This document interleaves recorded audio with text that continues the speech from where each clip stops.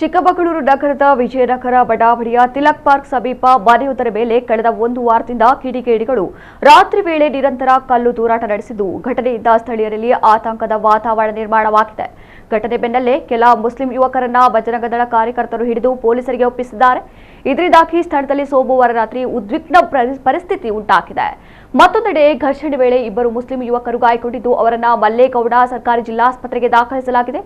ಈತನ್ಮಧ್ಯೆ ಬಜರಂಗ ದಳ ಹಾಗೂ ಬಿಜೆಪಿ ಕಾರ್ಯಕರ್ತರಿಂದ ಹಲ್ಲೆ ನಡೆದಿದೆ ಎಂಬ ಆರೋಪವನ್ನ ಗಾಯಾಳುಗಳು ಮತ್ತು ಸಮುದಾಯದ ಮುಖಂಡರು ಮಾಡುತ್ತಿದ್ದಾರೆ. ಇದರಿಂದ ಸ್ಥಳೀಯರಲ್ಲಿ ಆತಂಕದ ವಾತಾವರಣ ನಿರ್ಮಾಣವಾಗಿದೆ.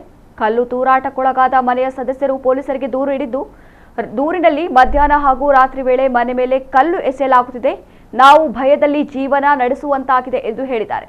ಸದ್ಯ ಪ್ರಕರಣದ ತನಿಖೆಯನ್ನ ಬಸವನಹಳ್ಳಿ ಪೊಲೀಸ್ ಠಾಣೆ ಪೊಲೀಸರು ಕೈಗೊಂಡಿದ್ದಾರೆ.